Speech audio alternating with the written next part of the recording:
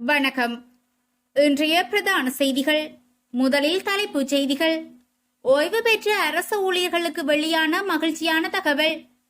கடைக்குள் புகுந்த அரசு பேருந்து, அதிகாலையில் ஏற்பட்ட கோர விபத்து. லிட்ரோ எரிவாயு விலை குறைப்பு தொடர்பில் வெளியான அறிவிப்பு.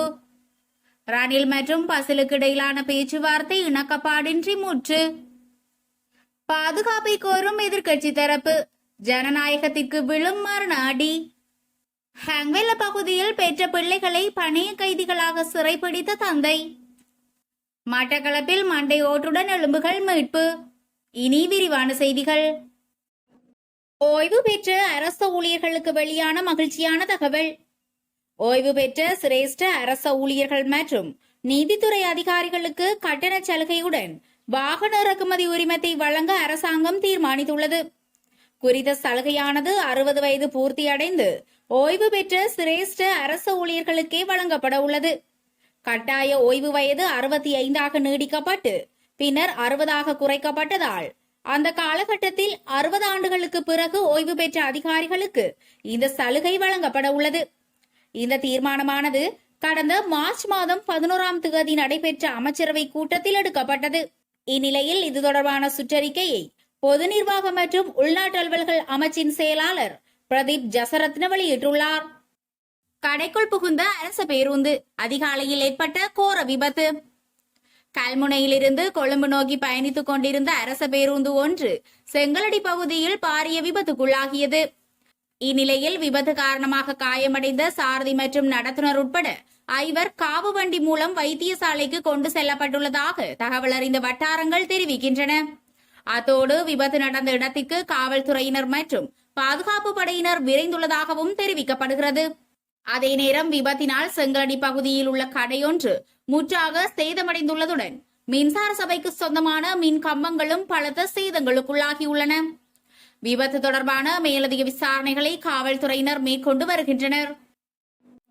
லிட்ரோ எரிவாயு விலை குறைப்பு தொடர்பில் வெளியான அறிவிப்பு. நாட்டில் லிட்ரோ எரிவாயு விலை கடந்த 3 நள்ளிரவு முதல் நடைமுறைக்கு வரும் வகையில் குறைக்கப்பட்டுள்ளது. அதற்கமைய மாவட்ட ரீதியிலான லிட்ரோ எரிவாயு சிலிண்டர்களில் மீள்நிரப்பலுக்கான லிட்ரோ நிறுவனம் புதிய விலை பட்டியலை வெளியிட்டுள்ளது. அதன்படி 12.5 கிலோகிராம் எடையுடைய லிட்ரோ எரிவாயு சிலிண்டரின் புதிய விலை 3940 ரூபாவும், 5 கிலோகிராம் லிட்ரோ எரிவாயு சிலிண்டரின் புதிய விலை 1582 ரூபாவும் என நிர்ணயிக்கப்பட்டுள்ளது. மேலும் 2.3 கிலோகிராம் எடையுடைய லிட்ரோ சிலிண்டரின் விலை 740 ரூபாவும் என அறிவிக்கப்பட்டுள்ளது. ரணில் மற்றும் பசிலுக்கு இடையிலான பேச்சுவார்த்தை இணக்கப்பாடின்றி முற்று. அதிபர் ரணில் விக்ரமசிங்கவிற்கும் ஸ்ரீலங்கா பொதுஜன பெரமுனவின் ஸ்தாபகர் பசில் ராஜபக்சவிற்கும் இடையில் இடம்பெற்ற மற்றும் ஒரு சுற்று பேச்சுவார்த்தை இணக்கப்பாடின்றி முடிவடைந்துள்ளதாக தகவல்கள் வெளியாகியுள்ளது. ஏற்கனவே இருவருக்கும் இடையில் 4 சுற்று பேச்சுவார்த்தைகள் முன்னெடுக்கப்பட்டிருந்த நிலையில் அதிபர் தேர்தலுக்கு முன்னதாக நாடாளுமன்றத்தை கலைத்து பொது தேர்தல் நடாத்துவது குறித்து இதன்போது கலந்துரையாடப்பட்டுள்ளதாக தெரிவிக்கப்படுகிறது. எனினும் அரசியல் அமைப்பின் பிரகாரம் முதலில் அதிபர் தேர்தல் நடத்தப்படும் என ரணில் தெரிவித்துள்ளார். அத்தோடு தாம் அதிபர் தேர்தலில் போட்டியிடுவதா இல்லையா என்பது குறித்து ஜூலை மாதம் அறிவிப்பதாகவும் அவர் குறிப்பிட்டுள்ளார்.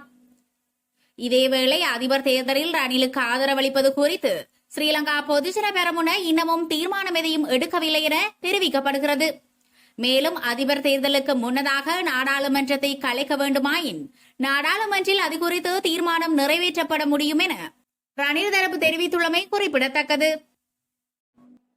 பாதுகாப்பை கோரும் எதிர்க்கட்சி தரப்பு, ஜனநாயகத்திற்கு விழும் மரண அடி. அரசாங்கத்திலிருந்து எதிர்க்கட்சிக்கு சென்ற நாடாளுமன்ற உறுப்பினர்களின் பாதுகாப்பை உறுதிப்படுத்துமாறு உரிய அதிகாரிகளிடம் கோரிக்கை விடுக்க எதிர்க்கட்சியின் குழு ஒன்று தயாராக உள்ளதாக செய்திகள் வெளியாகியுள்ளன. இது தொடர்பில் எதிர்க்கட்சிகளின் நாடாளுமன்ற உறுப்பினர்கள் குழு ஒன்று அண்மையில் உள்ளக கலந்துரையாடல்களில் ஈடுபட்டிருந்ததாகவும் தெரிய வந்துள்ளது. தன் உயிருக்கு அச்சுறுத்தலாகும் வகையில் யாரோ ஒருவர் உணவு மூலம் விஷம் கலந்திருந்ததாக முன்னாள் அமைச்சர் ரோஷான் ரணசிங்க அண்மையில் தெரிவித்திருந்தார். இந்த நிலையில் அரசாங்கத்தின் பெரும்பாலான நாடாளுமன்ற உறுப்பினர்கள் தங்களுடைய உயிருக்கு அச்சுறுத்தல் உருவாக முடியும் என்ற அச்சத்தில் இருப்பதாக அரசியல் வட்டாரங்கள் தெரிவிக்கின்றன. முன்னாள் அமைச்சர் ரோஷான் ரணசிங்க அவருக்கு முன்வைக்கப்பட்ட உயிர் அச்சுறுத்தல் தொடர்பில் அண்மையில் தெரிவித்திருந்த கருத்து மிக தீவிரமானது எனவும் இது தொடர்பில் அரசாங்கம் உடனடியாக விசாரணைகளை மேற்கொள்ள வேண்டும் எனவும் பெரும்பாலான நாடாளுமன்ற உறுப்பினர்கள் கருத்து தெரிவித்திருந்தனர். அரசாங்கத்தின் ஊழல் மற்றும் முறைகேடுகள் தொடர்பில் வெளிப்படுத்தும் கடமை அமைச்சர்களுக்கு உண்டு எனவும் அவ்வாறு வெளிப்படுத்தும் அமைச்சர்களின் உயிருக்கு அச்சுறுத்தல் ஏற்படும் எனில் அது ஜனநாயகத்திற்கு விழும் ஒரு மரண அடி எனவும் டலஸ் அழகபெரும அறிவித்தல் ஒன்றை விடுத்திருந்தார். அரசாங்கத்தை விமர்சிக்கும் எதிர்க்கட்சியின் உறுப்பினர்களின் பாதுகாப்பை உறுதிப்படுத்துமாறு அக்கட்சியின் பெரும்பாலான உறுப்பினர்கள் இணைந்து எதிர்வரும் வாரங்களில் கையொப்பமிட்டு ஆவணம் ஒன்றையும் அதிகாரிகளுக்கு வழங்க தயாராகி வருவதாக தகவல்கள் தெரிவிக்கின்றன. ஹங்வெல்ல பகுதியில் பெற்ற பிள்ளைகளை பணைய கைதிகளாக சிறைப்பிடித்த தந்தை 9 மணி நேர போராட்டத்தின் பின் மீட்பு. ஹங்வெல்ல பிரதேசத்தில் தனது 2 பிள்ளைகளை பணைய கைதிகளாக வைத்திருந்த தந்தையொருவர் போலீஸ் விசேட அதிரடிப்படையினரால் மேற்கொள்ளப்பட்ட சுற்றி வளைப்பில் கைது செய்யப்பட்டுள்ளார். நேற்றிரவு ஹங்வெல்ல ஜல்தாரா அரச ஊழியர் வீட்டு தொகுதியில் வசிக்கும் நபர் ஒருவர் மனைவியை கொலை செய்வதற்கு கைக்குண்டுடன் தனது வீட்டிற்கு வந்துள்ளார். எனினும் அந்த நேரத்தில் குறித்த பெண் வீட்டை விட்டு ஓடியதை அடுத்து குறித்த நபர் தனது 2 பிள்ளைகளையும் வீட்டின் அறையொன்றில் பிணை கைதிகளாக பிடித்து வைத்துள்ளார்.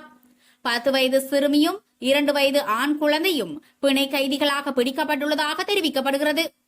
இதையடுத்து ஹங்வெல்ல போலீஸ் அதிகாரிகள் குழு மற்றும் போலீஸ் விசேட அதிரடிப்படையின் வெடிகுண்டு செயலிழப்பு பிரிவின் அதிகாரிகள் குழு சம்பவ இடத்திற்கு சென்று நடவடிக்கைகளை ஆரம்பித்துள்ளனர்.